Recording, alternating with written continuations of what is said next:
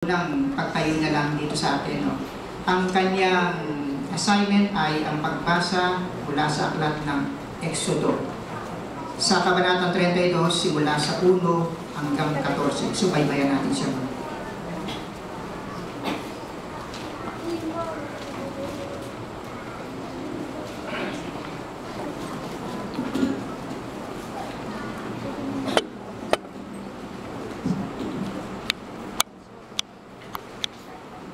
Mula sa Exodo 32, 1 hanggang 14. Samantala, nakita ng bayan na si Moises ay nagtatagal sa pagbaba mula sa bundok. Kaya ang bayan ay nagtipon-tipon kay Aaron at nagsabi sa kanya, "Tumindig ka, igawa mo kami ng isang Diyos na mangunguna sa amin. Sapagkat kung tungkol sa Moises na ito, ang lalaki nag-ahon sa amin mula sa lupain ng Ehipto, ay hindi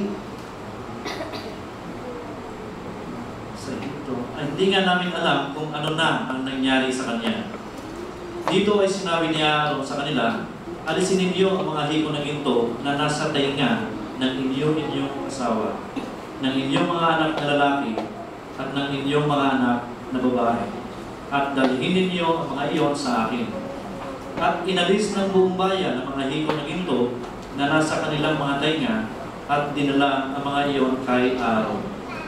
Pagkatapos ay kinuha niya ang ginto mula sa kanilang mga kamay at inanyuan niya iyon sa pamamagitan ng isang kasangkapang pag-ukit, at iyon ay ginawa niya binugong estatwa ng isang buya. At pinasimulan nilang sabihin, "Ito ang iyong Diyos o Israel na nag-ahon sa iyo mula sa lupain ng Ehipto."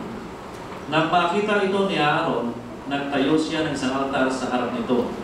Nang dahong huli ay nanawagan si Aaron at nagsabi, "May isang kapistahan para kay Jehova bukas."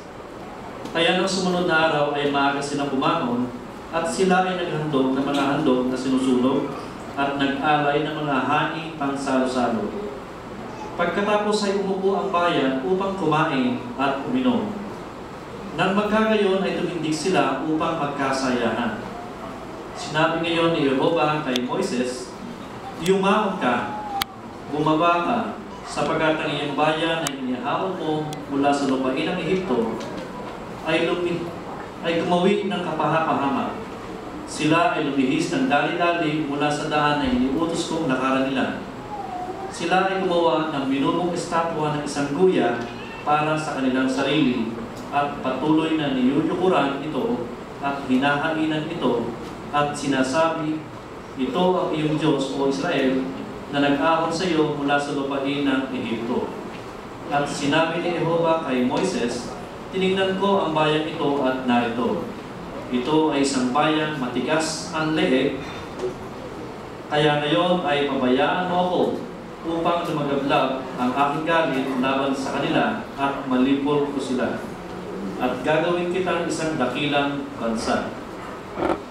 At pinalambot ni Moises ang mukha ni Jehova na kanyang Diyos at sinabi, "O Jehova, bakit ka nagablab ang iyong galit laban sa iyong bayan na inilabas mo mula sa lupain ng Ehipto sa pamamagitan ng dakilang kapangyarihan at ng isang malakas na kamay? Bakit sasabihin ng mga Ehipsyo, dahil sa masamang layon ay inilabas niya sila upang patayin sila sa gitna ng mga bundok at lipulin sila mula sa ibabaw ng lupa? Iurong mo ang iyong nag-aapoy na galit at magbago ka ng isip tungkol sa kasamaan laban sa iyong bayan. Alalahanin mo si Abraham, si Isaac, at si Israel na iyong mga lingkod, na sa kanila ay ipinanumpa mo ang iyong sarili. Ano pat sinabi mo sa kanila, pararamihin ko ang inyong binhi tulad ng mga bituin sa langit. At ang buong lupain ito na aking itinalaga ay ibibigay ko sa inyong binhi, upang ariin nga nila ito hanggang sa panahong walang takda." At si Jehova ay nagbago ng isip tungkol sa kasamaan na sinalita niyang gagawin sa kanyang bayan.